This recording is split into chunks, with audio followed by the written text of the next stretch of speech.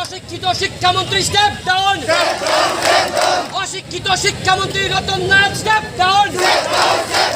অশিক্ষিত শিক্ষামন্ত্রী রতন নাথ সেম।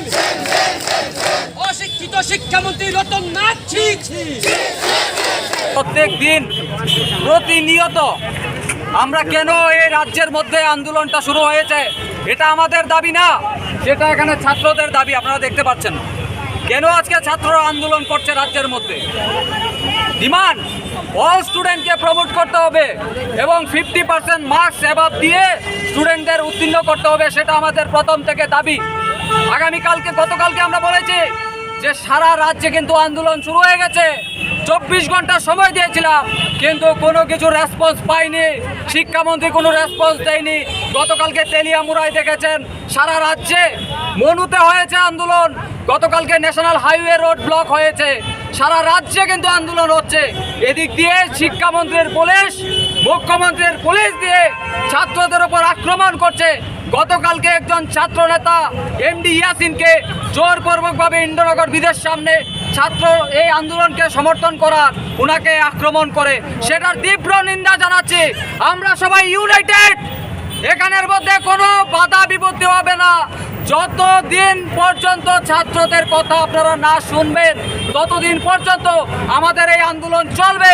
আমরা লড়াই করছি ছাত্রদের জন্য, ছাত্রদের কথা শুনতে হবে, অল স্টুডেন্টকে প্রমোট করতে হবে, ওর 50% মার্কস দিয়ে উত্তীর্ণ করতে হবে, এটাই আমাদের দাবি। আজকে থেকে আমরা আগরতলার উদ্দেশ্যে, আমরা বিধানসভার উদ্দেশ্যে আমরা রওনা দিচ্ছি। আপনাদের কাছে বার্তা, এখানে অনেক ছাত্র নেতারা আছে, আমাদের প্রিয় প্রাক্তন মন্ত্রী এখানে লক্ষ্মী নাগ, এখানে আছেন আমাদের ভাইস প্রেসিডেন্ট নিবেদিতা দি, এখানে আছেন পিসিসির ভবানন্দ ভৌমিক, এখানে আরো সিনিয়র নেতৃত্ব আছে, সবার নাম আমি বলতে পারছি না। এখানে আছেন লিডার সাউথ ত্রিপুরার লিডার কিরিট, এখানে আছেন এনসি নবারণ সুমতি, সবাই মিলে আমরা হাতে হাত মিলিয়ে ইউনাইটেড হয়ে আমরা কিন্তু আগামী দিনে লড়াই করব।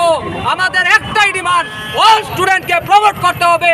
ছাত্রদের কথা যদি অবিলম্বে না শোনা হয়, আগামী দিনে কিন্তু আপনাদের বলেছে আমরা কিন্তু ত্রিপুরা বন্ধ রাখতে বাধ্য হব। এটা ছাত্রদের দাবি, ছাত্রদের কথা শুনতে হবে। শিক্ষামন্ত্রীকে এখান থেকে বলছে, সিটি সেন্টারের সামনে থেকে আমাদের বার্তা, আজকের মধ্যে সিদ্ধান্ত নেন, আবার আগামীকালকে কিন্তু ভয়ানক আন্দোলন হবে। সারা রাজ্যে কিন্তু আন্দোলন শুরু হয়ে গেছে।